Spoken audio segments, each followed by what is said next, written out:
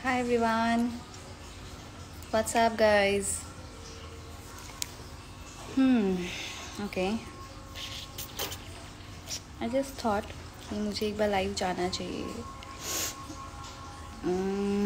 I know many things are going on, like all those videos, chats, जिन्होंने देखे हैं, जिन्होंने ऑडियो सुने हैं, वीडियोस देखे हैं, people are very disturbed. I'm sure about it.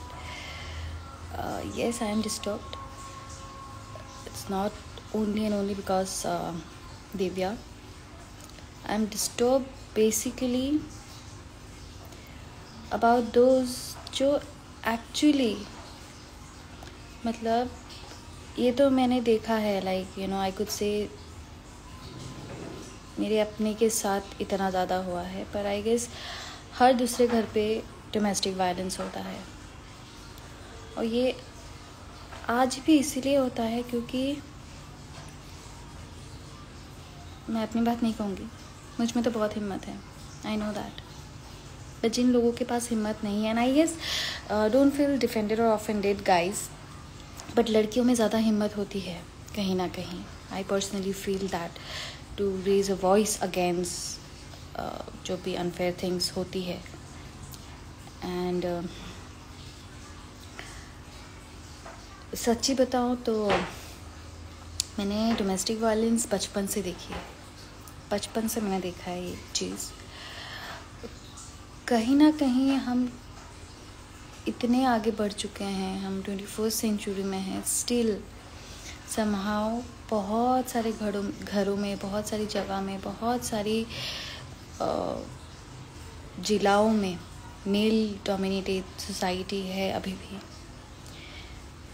और male dominated society means I feel अभी जो दिख रहा है मुझे, इट्स लाइक कि तुम अगर किसी औरत पे हाथ उठा रहे हो, उसकी फैमिली को गाली दे रहे हो, बाहर एक्स्ट्रा मैरिटल अफेयर रख रहे हो, तो ही तुम्हारी जो मर्दांगी होता है, जो like you know I am a man, वो शायद कहीं ना कहीं तुम्हें, तुम्हारा जो मैन ईगो होता है वो शायद तुम्हारा सेटिस्फाई होता होगा. एंड सबसे सैड बात क्या है कि उनकी जो माएँ होती हैं या उनकी जो फैमिली मेम्बर्स होते हैं वो भी कहीं ना कहीं उनके बेटों को सपोर्ट करते हैं. जैसे कि दिव्या के केस में हमें दिख रहा है, जो भी हमने सुना है वॉइस नोट पे, ऑडियो नोट्स पे. तो this is sad. Now what to do with this. So मैं आज आपको 2-3 किस्से अपने पर्सनल लाइफ के सुनाऊंगी, and you will get to know, you will understand exactly आप लोग को क्या करना है. And specially those girls who are into relationship और अब्यूज रिलेशनशिप, लाइक ऐसे टॉक्सिक रिलेशनशिप जहाँ पे मेंटली, फिजिकली, इमोशनली आपको टॉर्चर किया जा रहा है, आप हैरेस हो रहे हो. Please please please, I know जो नेगेटिव चीज़ें होती है ना वो हमें ज़्यादा बांध के रखती है, हम निकल नहीं पाते, उससे हमें ज़्यादा तकलीफ़ होती है. But please think about your lifes, because that is more important. जैसे लड़कों के पास कमी नहीं होती लड़कियों के पास भी लड़कों की कमी नहीं होती है. So please guys, please girls, move on from those toxic relationship. And जो शादीशुदा लोग हैं, जो शादीशुदा विमेन हैं, सबसे डिफ़िकल्ट उनके लिए होता है. वो अपनी फैमिली के लिए सोचते हैं, अपने बच्चों के लिए सोचते हैं, सोसाइटी के बारे में सोचते हैं, बिकॉज उनको सबसे ज़्यादा डर इस बात का होता है कि अगर वो आवाज़ उठाएंगे तो उनका साथ कौन देगा, कौन नहीं देगा. एंड डरने वाली भी बात है, because I am seeing in Divya's case, I am seeing this in Divya's case. Divya के जितने भी सो कॉल्ड फ्रेंड्स थे, जो दिव्या के घर पे घंटों बैठे रहते थे, कहीं से भी उठ के आ जाते थे मुंह उठाकर, और रहने की जगह नहीं होती थी तो दिव्या के घर पे जाके रहते थे, खाना खाते थे, पैसे लेते थे, जो भी था, जैसा भी था, दिव्या के साथ खड़े होने के दावा करते थे. पर आज वो सब लोग कहाँ हैं? मुझे तो कहीं नहीं दिख रहे हैं. मैं दिव्या के साथ उस टाइम नहीं थी बिकॉज दिव्या खुद कट हो गई थी, क्योंकि दिव्या को पता था मैं गगन के साथ उसके रिलेशनशिप को कभी नहीं एक्सेप्ट करूँगी, बिकॉज आई नो इट कि गगन का मोटिव गलत ही है दिव्या के लाइफ में आने का, बट दिव्या इतनी इमोशनल थी उस टाइम पे, वो समझ नहीं पाई और उसने धीरे धीरे अपने सारे फ्रेंड्स को कट कर दिया था। जो गिने चुने फ्रेंड्स को वो ये सब बातें शेयर कर रही थी, उसमें तो आई गेस ओनली निधि है जो ओपन हुई है, and rest I am not seeing anyone. So I can understand कि जब एक सेलिब्रिटी एक एक्टर के साथ, अच्छा यहाँ पे भी एक बात और ऐड करना चाहूँगी अभी क्या बोलूँ मैं, because I am also working in this industry only, right, but it's a selfish world guys, it's a very fake world। यहीं पे अगर अगर कोई एकदम कोई बड़ा बिगी होता, कुछ बिग शॉट होता एकदम बड़ा वाला, तो उसका पॉटी के कलर पे भी अगर कोई कमेंट कर देता तो उस पर पूरा 100 लोग उठ के आके बोलने आ जाते कि अरे तुमने पॉटी के कलर पे कैसे कमेंट कर दिया, बट सी, तो जो दिव्या के जो गिने चुने जो फ्रेंड्स, सो कॉल फ्रेंड्स थे, स्पेशली जो लड़के फ्रेंड्स थे, है जो भी है, यूजलेस, वर्थलेस, सेल्फिश, मैं कुछ भी कह सकती हूँ उनको। So this is very selfish and fake world guys. So choose your friends wisely. भले ही एक फ्रेंड हो, पर वो 100 के बराबर होना बहुत ज़रूरी है। 10 फ्रेंड रख के, वो पार्टी फ्रेंड रख के, सिर्फ आपके साथ घूमने के लिए और सिर्फ आपके पास से बस आपके साथ रहेंगे तो उनको उतना फुटेज मिलेगा, उतना फ़ायदा होगा, आप उसके फ़ायदे के लिए, ऐसे दोस्त रख के कोई फ़ायदा नहीं है। So I can understand when a celebrity faces this type of things. तो एक नॉर्मल औरत, एक नॉर्मल लड़की कहाँ से हिम्मत करेगी किसी के अगेंस्ट में वॉइस रेज करने की। सो आई नो, बट शायद मैं जो मेरे एग्जाम्पल्स, मेरी स्टोरीज़ आपके साथ शेयर करने वाली हूँ, शायद आपको उन चीज़ों से थोड़ी हिम्मत मिले, और आज आप अगर सह रहे हो, प्लीज़ मत सहिए। It's not worth it guys, girls, it's not worth it. Please raise your voices. हम आए दिन बोलते रहते हैं डोमेस्टिक वायलेंस नहीं होना चाहिए, ये नहीं होना चाहिए, वो नहीं होना चाहिए, बट आए दिन होता है, और आए दिन लड़कियां, औरतें सहती रहती है, in the name of love, in the name of emotions, in the name of family, in the name of society, बच्चों के लिए, पर अपने लिए नहीं सोचती है। Please please, I beg you girls, I really beg you, please please मत सही, आवाज़ उठाइए, बिकॉज आप ये सहने के लिए नहीं आए हो इस दुनिया में। You have a beautiful life.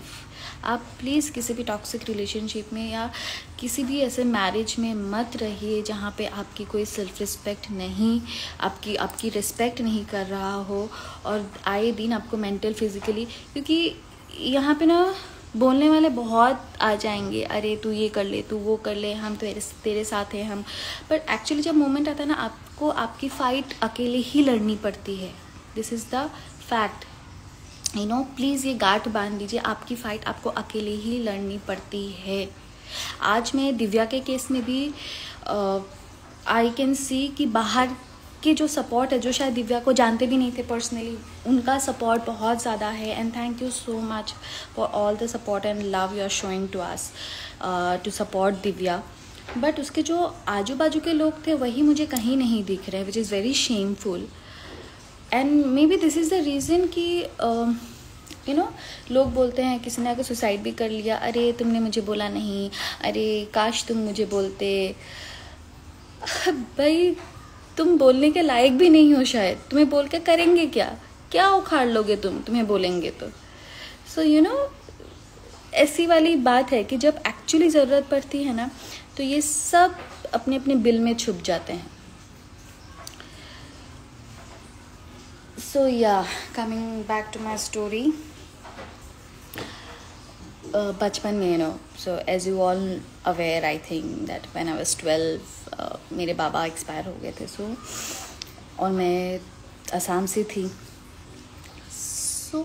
हमारे आई डोंट नो अभी कैसा है वैसे सोसाइटी में, क्योंकि मैं लोगों के बीच अभी इतना घुसती नहीं हूँ, मुझे पता नहीं चलता यहाँ पे, वहाँ पे अभी मुझे पता नहीं कैसा है। तो पहला ऐसा था कि मैं सुनती थी हाँ कि जिनके घर में एक मेल लीडर नहीं हो, लाइक किसी के फादर नहीं हो, तो उनकी वाइफ्स, उनके बच्चों को जो सोसाइटी होती है पर्टिकुलरली बहुत ज़्यादा हैरेस करती है, टॉर्चर करती है। So yeah my mom had gone through that, we have gone through it. मतलब मेरे भाई दोनों तो बहुत ही छोटे छोटे थे। सो इनफैक्ट सो कॉल जो हमारे नेबर्स भी थे जो हमारे बाबा के आगे पीछे घूमते थे, लाइक क्या बोलूँ अभी, they know it what I am trying to say. तो उन्होंने भी मेरी मम्मी के साथ जो बर्ताव किया है मैं आज तक नहीं भूल पाई हूँ। सो ऐसा ही एक इंसिडेंट था। कुछ नए नेबर आए थे घर के पास एंड सुबह सुबह मतलब हमारे फ्लैट के बाजू सामने ही एक स्पेस खाली था, जो मतलब बाय डिफ़ॉल्ट वो हमारा ही होगा क्योंकि हमारे घर के बाजू में वो खाली था। एंड दैट मैन थॉट कि अच्छा इनके घर में क्या है, 3 बच्चे तो हैं, एक औरत तो है, हम तो कुछ भी बोल सकते हैं, कुछ भी कर सकते हैं सो मॉर्निंग मैं सो रही थी, आई गेस 6:30 कुछ होगा। एंड बहुत चिल्ला रहा है कोई, and my mom was also fighting, she was also shouting.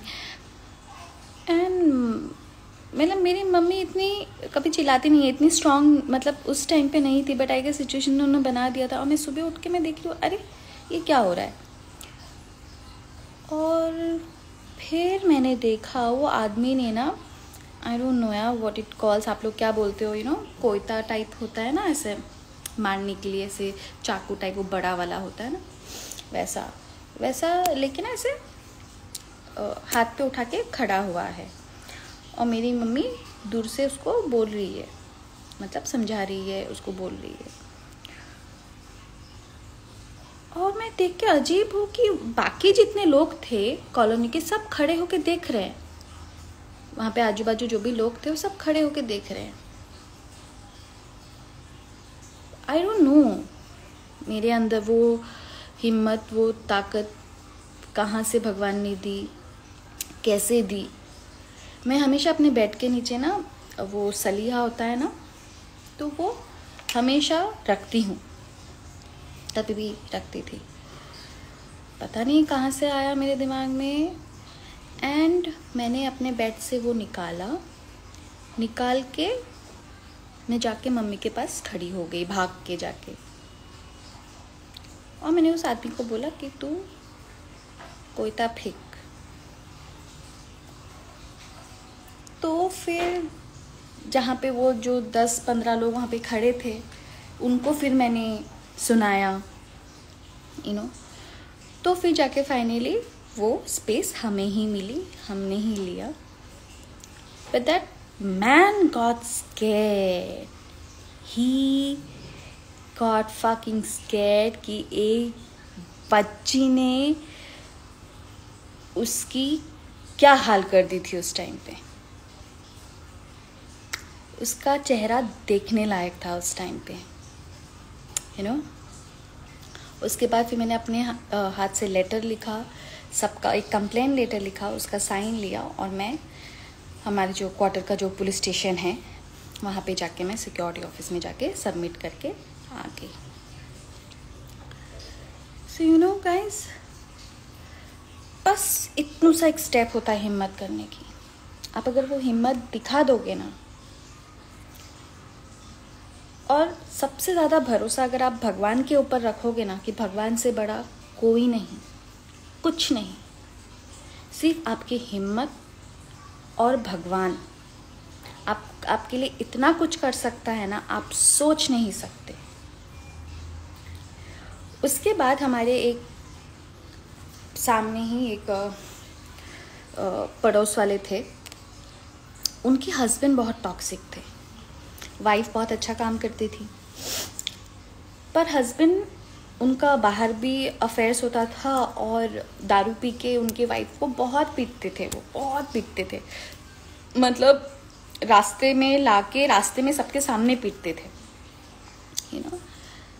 तो पहले 1-2 बार तो मतलब आवाज़ आती थी, हम लोग सुनते थे, वो चिल्लाती थी, यू नो, ऑफ कोर्स खून खौलता था, बट क्या बोले, किसी का पर्सनल मैटर है, क्या जाके बोले, ऐसा होता था, यू नो। बट एक बार जब जिस दिन रास्ते में हुआ उस दिन नहीं कंट्रोल कर पाए, तो मैं और भाई दोनों गए, उनको समझा के आए कि भाई देख, नेक्स्ट टाइम ऐसी कोई कुछ चीज़ हुआ तो डायरेक्टली हम तुझे पुलिस स्टेशन ही लेके जाएंगे। उसके बाद बाकी लोगों ने भी जाके उसको बोला, समझाया उसको, सबने धमकी दी, वार्निंग दी कि नेक्स्ट टाइम से तू ऐसी हरकत करेगा तो सब उठा के तुझे पुलिस स्टेशन लेके जाएंगे। वो आदमी फिर घर के अंदर करने लगा। उसकी एक बेटी थी जो मुझे बहुत मानती थी, आज भी मानती है, और वो अगर ये वीडियो देखेगी तो सोचेगी हाँ हाँ सही है। वो आके मुझे बोलती थी, दी मैं क्या करूँ, मेरे पापा मुझे मारते हैं, मेरी माँ को मारते हैं, और हम लोग क्या करें, समझ नहीं आता। तो मैंने उसको बोला कि जब तक तू उसके खिलाफ नहीं खड़ी होगी ना, उसे एक बार समझा नहीं देगी ना कि तू अगर एक उंगली भी उठाएगा ना, तेरा हाथ तोड़ के तेरे हाथ में दे दूंगी मैं, तब तक वो नहीं समझेगा। What she did, you know, ऐसे एक बार एक इंसिडेंट में उसके बाप ने उसके ऊपर हाथ उठाया था, उसकी माँ को भी मारा, उसको भी मारा, और उसके हाथ में मतलब एक फ्लावर वास लग गया और उसने दे मारा अपने बाप के सर पे, खून निकल गया सर से। बीवी लेकिन फिर हॉस्पिटल लेके भागी है। हाँ, मैं ये नहीं बोल रही हूँ कि आप लोग फ्लावर वास लेके उसके सर पे, किसी के सर पे मार दो। I am just giving an example so you understand कि ये जो गलत चीज़ होती है हमारे साथ, उसके लिए आवाज़ उठाना कितना ज़रूरी है। उसके बाद से उस आदमी की हिम्मत नहीं हुई अपनी बीवी और बच्ची के ऊपर हाथ उठाने की। उसके बाद एक बार भी हिम्मत नहीं हुई उस आदमी की उनके ऊपर हाथ उठाने की। क्यों? ये क्यों हुआ? ये पहले क्यों नहीं हुआ? ये अभी क्यों हुआ? क्योंकि उसको समझ में आ गया कि वो भी इंसान ही है, उसे भी दर्द होता है, उसे भी तकलीफ होगी, उसे अगर तकलीफ दोगे तो। आप समझ रहे हो?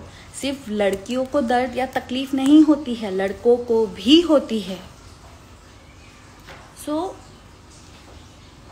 आप अगर खुद के लिए स्टैंड नहीं लोगे, आप अगर सामने वाले को ये नहीं समझाओगे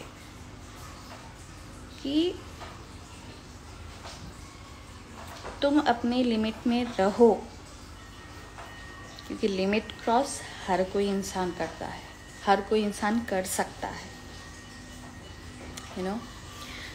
सो दीज आर द एग्जाम्पल्स। ऐसे तो कई सारे मेरे लाइफ में एग्जाम्पल्स है, ट्रस्ट मी, जिसके वजह से शायद ये जो कुछ भी मैंने अपनी जर्नी में देखी है अभी तक की, ये सारे जर्नी की वजह से शायद मैं ऐसी बन पाई हूँ। आई विश ये सब चीज़ें मुझे पहले से पता होती दिव्या के बारे में। सैडली मैं जिस दिन उससे फर्स्ट टाइम मिलने गई थी इतने सालों के बाद, जिस दिन मैं उसके हस्बैंड को भी मिली थी, तो मुझे लगा ही था कुछ प्रॉब्लम है करके उनके बिहेवियर से, बट फिर भी मुझे लगा मे बी ऐसे ही कुछ होगा।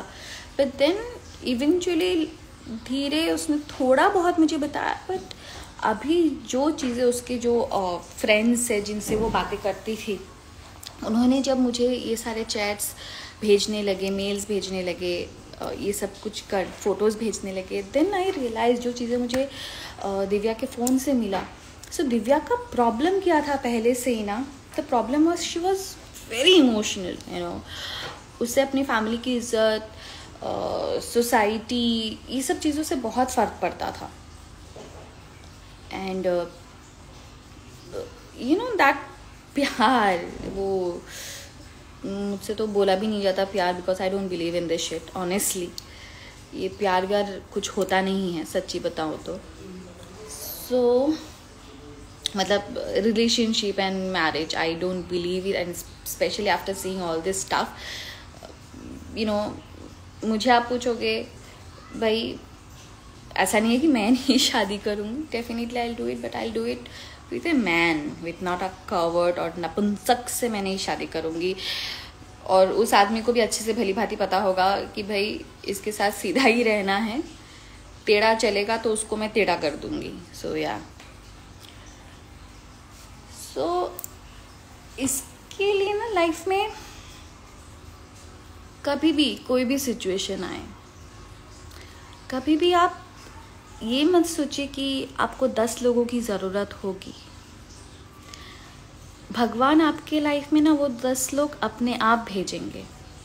यू नो, आपके साथ अगर भगवान है ना तो आपको किसी की ज़रूरत नहीं है. मैं अपनी पर्सनल एक इंसिडेंट जो मैंने आज तक किसी के साथ शेयर नहीं की है, क्योंकि मुझे ज़रूरत ही नहीं लगा.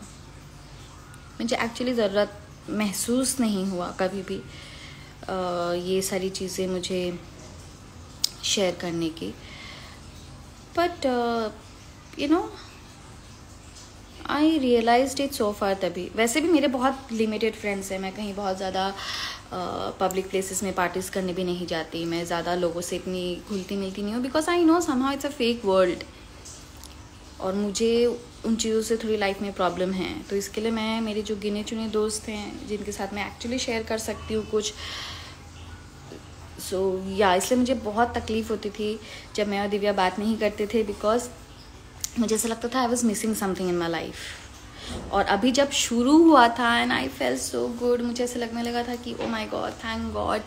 मतलब तभी भी मुझे ऐसा था कि हम लोग, ऐसा नहीं कि हम लोग एकदम बात नहीं करते थे, हमारे बीच बीच में मैसेजेस में बात होती थी, कॉल पे भी बात होती थी, बट ये सब बातें कभी नहीं हुई थी. सो बट कभी जा ही नहीं पाई because of her husband, you know. तो बट जैसे कि 2 साल पहले जो यू नो ये पूरा इन्वेस्टिगेशन चल रहा था वो केस के ऊपर, पुलिस वाला and everything. So you all guys know कि किस तरीके से वो दिखाया गया था, क्या दिखाया गया था. So it was just an inquiry, it was just an investigation, जहाँ पे मुझे सिर्फ क्वेश्चंस के जवाब देने थे, मुझे क्लैरिफाई करना था चीज़ें, राइट. बट उन चीज़ों को 360 डिग्री टर्न हो गया था, जहाँ पे कुछ भी सच नहीं था, कुछ भी सच नहीं था, 1% भी सच नहीं था. पर फिर भी कितनी सारी चीज़ें वहाँ पे अपने हिसाब से सबने लिख लिख के, बोल बोल के सब कर दिया था, सारे मीडिया वाले ने. मतलब मैंने हर किसी का न्यूज़ देखा है, हर किसी ने अपनी स्टोरी एक अलग तरीके से बनाई है. पर आज जहाँ ये सच है, जहाँ पे एविडेंसेस हैं, जहाँ पे एक्चुअली आवाज़ उठानी चाहिए, वहाँ पे मुझे कोई नहीं दिख रहा है, कुछ नहीं दिख रहा है. You know, I hope you can understand जो मैं कहना चाह रही हूँ. सो क्या एक न्यूज़ बनाने के लिए और सच को बाहर लाने के लिए एक फेस होना ज़रूरी है, कि उस चीज़ में सच्चाई होनी ज़रूरी है? It's a very important question to think about it. उस टाइम पे भी अच्छा, तो वहाँ पे तो मुझे पता नहीं था कि मीडिया ने इतना हंगामा कर दिया, बिकॉज वहाँ पे मुझे किसी ने बोला था, ऑफिसर ने मुझे बोला था कि देवो तू इधर ही रह, ऐसे ही मीडिया आ जाएंगे, तू बाहर ऐसे मत निकल, ऐसे ही प्रॉब्लम क्रिएट होगा. मैंने कहा ठीक है, बट एक क्वेश्चन की वजह से मुझे बुला लिया गया था ऑफिस के अंदर. And then I came to know about कि क्या हुआ क्या नहीं हुआ. So I broke down, you know. मेरे लिए वो बहुत शॉकिंग था वो सारी चीज़ें जानना. So I broke down there and then I came to the place, अलग से जहाँ पे रूम था वहाँ पे आके मैं बैठी. तो टिल द टाइम बीच में ही वो पूरा मीडिया का था and I was not in state. And also मुझे लगा नहीं था कि मैं कुछ इंटरेक्ट करूँ नहीं करूँ, बट उन्होंने अपने अपने हिसाब से स्टोरी बना के सब डाल दिया था, बिना वेरीफाई किए, बिना जाने. ओके, उस टाइम पे आप किसे एक्सपेक्ट करेंगे कि आपके पास कोई हो नहीं हो?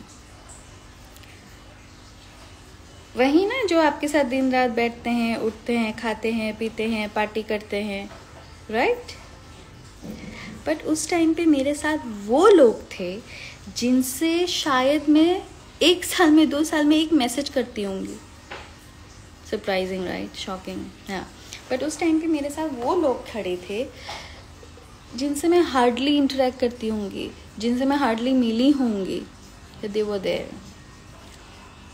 और जो लोग रोज़ मुझसे मिलते थे, रोज़ पार्टी करते थे, वो लोग अपने अपने बिल में छुप गए थे। गिविंग मी द एक्सक्यूजेस, अरे हमें लगा आप कहीं डिस्टर्ब नहीं हो जाओ। अभी ऐसे लोगों को मैं गाली नहीं दूँ तो मैं क्या करूँ बताओ? गाली तो मुझे भी आती है ना, इंसान ही हूँ मैं। तो अच्छा, वही चीज़ अगर तुम्हारे घर पे होता ना, you claim that you are best friends, you claim that you are sisters, you claim that you are daughter, you claim this, you claim that, bloody idiots. अगर एक्चुअली में तुम्हारी फैमिली में वैसा ही कुछ हो जाए तब तुम क्या करोगे? ये सोचोगे कि वो इंसान सामने वाला डिस्टर्ब ना हो जाए, इसके लिए तुम पूछोगे नहीं?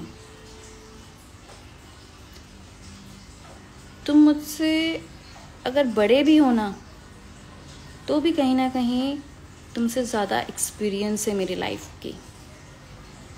तो मेरे सामने तो ये कभी क्लेम करना मत कि मैं तुम्हारी वेल विशर हूँ, दोस्त हूँ। एक्चुअली मुझे फ़र्क नहीं पड़ता। And that was the time जहाँ से मुझे एक्चुअली फ़र्क पड़ना बंद हो गया। सो आई एम टेलिंग यू, वो एक टाइम था जहाँ पे मेरी मम्मी और मेरे भाई न्यूज़ में देखा तो सब हड़बड़ा गए, राइट, कि क्या हो गया क्या हो गया। एंड आई डिडंट नो कि न्यूज़ पे चला गया था, मैं तो वहीं पे बैठी थी। So I was not aware only कि मेरी दुनिया तो इधर 360 डिग्री पलट गई है, अलट गई है। एंड देन वहाँ देख रही हूँ मेरी मासी, मासा, मेरा कज़िन भाई, लाइक अंडरस्टैंड, मेरा भाई खुद, मेरा जो कज़िन है वो लॉयर है, तो मैंने उसको तक कुछ नहीं बताया था, बिकॉज आई नो कि हाँ यहाँ पे कुछ है ही नहीं, हो जाएगा सॉर्ट। मैं क्यों घबराऊँ? घबराता कौन है? जब कोई गलत होता है तब वो इंसान हड़बड़ाता है, घबराता है। मैंने उसको नहीं बोला, he was shouting at me, अरे तूने मुझे बोला क्यों? मैंने कहा मैं क्यों बोलूँ भाई, जब कुछ हुआ ही नहीं तो मैं क्यों बोलूँ? I can fight with this, क्या है? सो उसके बाद मेरा फ़ोन ऑफ हो गया था, बिकॉज दिन भर वहाँ पे बैठी थी मैं, तो चार्ज नहीं कर पाई, तो मेरी मम्मी से मैं कनेक्ट नहीं कर पाई थी। उस दिन रात को मैं आई गेस 1:30-2 बजे आई, जिस दिन बाकी सब अरेस्ट हो गए थे, सब हो गए थे। मैं 1:30-2 बजे रात को आई घर पे, एंड आते ही फ़ोन ऑन किया तो देखा कम से कम 100 मैसेजेस, कॉल्स, बट वो सारे मैसेजेस और कॉल्स मेरे उन लोगों के थे जिनसे मैंने कभी उम्मीद ही नहीं रखी थी। You're getting my point? Please understand what I'm trying to say and help yourself. मेरी मम्मी भाई हम लोग कल सुबह ही आ रहे हैं, मैंने कहा मत आओ तुम लोग, ये हो जाएगा handle, nothing to get worried, मैंने उनको बोला कि मत आओ, but they thought that I will break down और मुझे कौन संभालेगा। मैंने कहा मैं ठीक हूँ, एंड थैंकफुली दैट टाइम मैं ये खुद को रोक नहीं सकती, I have to tell her name, that is Nirusha जी।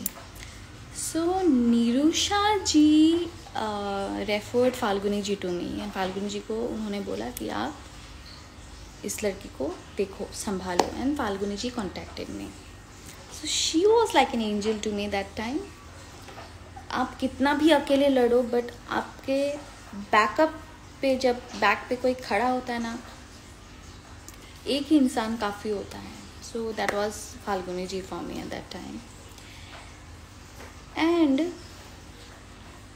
उसके बाद अच्छा, मैं इतना लॉ के बारे में तभी नहीं जानती थी और ना ही कभी जानने की मैंने कोशिश की थी, बट उस टाइम पे मैं बहुत कुछ जान गई थी, बहुत कुछ अभी जानती हूँ, सीख गई हूँ। सो इसके लिए मैं, एंड आई गेस नहीं जानती थी, दैट बेनिफिटेड मी, कि मैं बहुत न्यूट्रल थी, बहुत नेचुरल थी, और शायद मेरे अंदर वो डर नहीं था उस टाइम पे। सो बट मम्मी आई, भाई आए, और मैंने बोला, फिर भाई जॉब वहाँ पे उसका चल रहा था, और आई डिडंट वांट कि उसका वो ज़्यादा मिस हो, तो मैं भाई को बोल रही थी कि तू चला जा, इट्स ओके।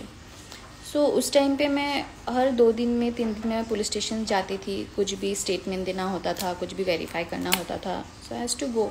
तो मेरा भाई बोलता था मैं चलता हूँ तेरे साथ, बट मैंने आज तक मैं भाई को लेके कभी नहीं गई। मैंने भाई को बोला नहीं, तू नहीं जाएगा, मैं चली जाऊँगी, मैं फाल्गुनी जी को बुला लूँगी, so she will be there, I will handle it.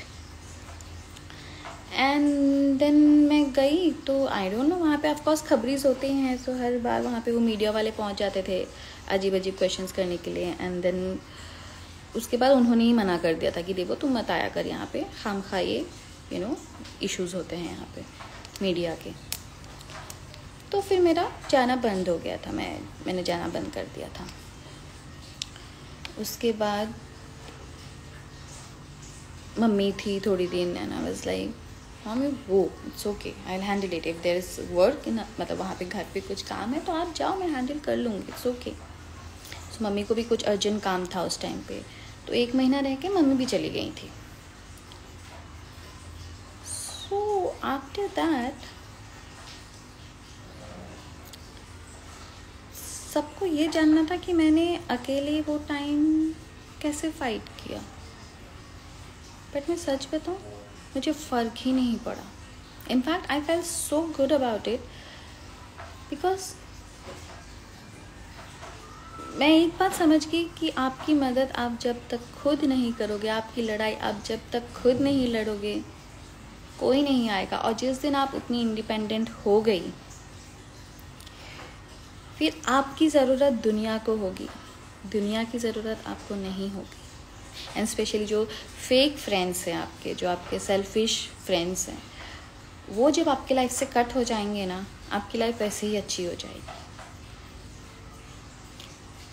So you know guys, हमारे अंदर इतनी ताकत है ना, इतनी क्षमता है ना, कि आप सोच नहीं सकते।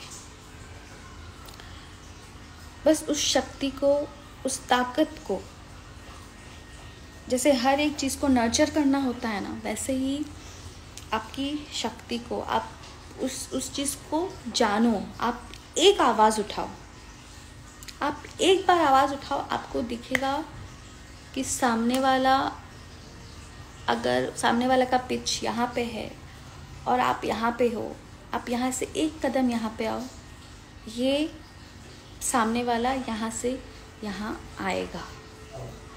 और या तो फिर ऐसा हो जाएगा, या तो फिर इक्वल हो जाएगा, या तो फिर ख़त्म। बट इनमें से कोई एक घुटेगा नहीं या मरेगा नहीं। Hope you are getting it guys, what I am saying. क्योंकि मैं बहुत टाइम से सोच रही थी आप सबके साथ बात करूँगी, शेयर करूँगी, बट सिचुएशन इज़ सच कि मैं शेयर नहीं कर पा रही थी, तो आज सोचा मैं कर लेती हूँ। So hope you understand what I am trying to say. So हर एक चीज़ का इलाज है, पर डर का नहीं है। सो आपके डर से आपको खुद को ही लड़ना पड़ेगा, और जब आप लड़ोगे ना, तो आप जीतोगे ही। बस खुद पे भरोसा रखिए, भगवान पे भरोसा रखिए, और अपने कर्मों पे भरोसा रखिए। अगर आपके कर्म अच्छे हैं, आपके इंटेंशंस अच्छे हैं, तो आपको दुनिया की कोई भी ताकत नहीं हरा सकती है। आपको 100 लोगों की ज़रूरत नहीं है आपके साथ, आप अकेले काफ़ी हो। और आपके पीछे अगर एक सही आदमी हो ना, तो पूरी ज़िंदगी आपके लिए काफ़ी है। सो अंडरस्टैंड डोमेस्टिक वायलेंस, उसके लिए प्लीज़ प्लीज़ प्लीज़ खिलाफ स्टैंड लीजिए। जिनके साथ हो रहा है, सोशल नेटवर्क मीडिया इतना स्ट्रॉन्ग है आज के दिन पे, कोई भी इंसान 2 मिनट में एक्सपोज हो सकता है। तो प्लीज़ एक्सपोज दोज पीपल। ये जो हम इतना इंस्टाग्राम, फेसबुक, ट्विटर में हम चैट्स डाल रहे हैं, वीडियोस डाल रहे हैं, it is only and only because कि दुनिया को पता चले कि एक्चुअली क्या होता है डोमेस्टिक वायलेंस, कैसा होता है डोमेस्टिक वायलेंस। एक औरत, एक लड़की किस तरीके से एक सिचुएशन से गुजरती है बिना कुछ बोले, बिना आवाज़ उठाए। ये तो सिर्फ दिव्या है कि आज हम दिव्या के बारे में बात कर रहे हैं, पर ऐसे कितनी सारी लड़कियां और औरतें होंगी जो आज भी घुट घुट के जी रही है और वैसे ही मर जाएंगी, और कोई आवाज़ उठाने वाला नहीं होगा। सो प्लीज़ प्लीज़ प्लीज़ आवाज़ उठाइए। This is my humble request, I beg you girls, please आवाज़ उठाइए, प्लीज़ एक्शन लीजिए। कोई भी साथ नहीं होगा ना, आपका साथ भगवान देगा। प्लीज़ प्लीज़ प्लीज़ हिम्मत दिखाइए और आवाज़ उठाइए। We really need to think about it. बहुत सारे पढ़े लिखे लड़कियां हैं जो डोमेस्टिक वायलेंस के शिकार बने हुए हैं, जिन्हें मैं पर्सनली जानती हूँ, but they have taken their own decision, they moved on in life, they left that man behind. At least उतना कीजिए खुद के लिए, यू नो, एटलीस्ट उतना कीजिए। खुद की सम्मान, खुद का जो विश्वास है उसे मत तोड़ने दीजिए किसी भी एक ऐसे इंसान को जो कि मर्द कहलाने के भी लायक नहीं होते हैं, वो नपुंसक होते हैं। So please guys, please please, जो मैं बोल रही हूँ इस बात को समझें, इस सेंटिमेंट को समझें। एंड यस, लास्टली मैं एक रिक्वेस्ट करना चाहूँगी, प्लीज़ मेरे वीडियोस यूट्यूब में डाल के मोनेटाइज मत कीजिए। This is a very sensitive issues and please understand the purpose behind the videos I am making, और मैं जो भी बोलती हूँ, you know, so please respect that, respect women, respect their sentiments, respect what they have gone through, और उसके लिए please fight कीजिए। दिव्या जैसी लाखों दिव्या होंगी जो आज भी हर एक दूसरे घर में ये सफ़र कर रही है। प्लीज़ ये सफ़र मत कीजिए, इसके खिलाफ़ आवाज़ उठाइए। आप उठाएंगे तो ही, बोलते हैं ना कि help yourself first, then only God will help you. So please, so yes, I try to share few more things with you guys, पर अभी मुझे लेट हो रहा है, अभी मुझे जाना है। And soon I will come and I will share more things, but till that time please take care. और जो चीज़ें मैंने आज शेयर की है आपके साथ, प्लीज़ सोचिएगा। एंड अगर ऐसा कोई भी आप लोग को लगे कि आप लोग मेरे साथ शेयर कर सकते हो, जहाँ पे आप कुछ फेस कर रहे हो, प्लीज़ ऐसे वीडियोस बना के मेरे साथ शेयर कीजिएगा, मुझे टैग कीजिएगा। I will definitely try to help you guys. Thank you.